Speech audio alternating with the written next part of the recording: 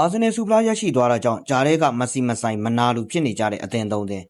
အားလုံးပဲမင်္ဂလာပါ Asper Online အင်ဂျာမှာအားကစားသတင်းများကိုနေ့စဉ်တင်ဆက်ပေးနေပါတယ်ဘောလုံးပွဲတွေကိုငွေကြေးပိုင်းယုံကြည်စိတ်ချသောစော်ကစားလူဘက်က Asper Agent တို့လာရောက်စော်ကစားနေပါကြောင်းသတင်းကောင်းပါရပါတယ်အကောင်းဆုံးဝန်ဆောင်များနဲ့စောင့်ကြိုးနေပါလိမ့်ခင်ဗျာ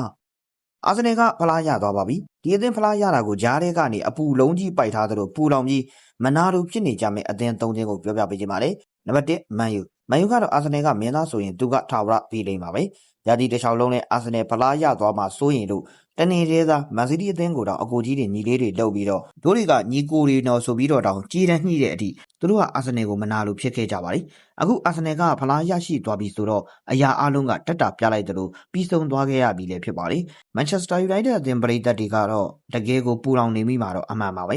နံပါတ်1မန်စီးတီးအရင်တော့အဲ့လောက်ကြီးပြိုင်ဆိုင်မှုမပြင်းထန်ခဲ့ဘူးဆိုပေမဲ့ယခု EPL ရဲ့ပြိုင်ဆိုင်မှုအပြင်းထန်ဆုံးထဲမှာတော့မန်စီးတီးအသင်းပါဝင်လို့လာခဲ့ပြီလည်းဖြစ်ပါလိမ့်ဒါနဲ့အတူကက်လျက်ပါနေတာကအာဆင်နယ်နဲ့စီးတီးတို့ရဲ့ချန်ပီယံအားပြိုင်မှုတွေပါဒါကြောင့်ညာတေချာပေါက်စီးတီးကလည်းအာဆင်နယ်ဖလားရရှိသွားတာကိုမျက်စိစပင်မွေစူးနေမှာတော့အမှန်ပါပဲ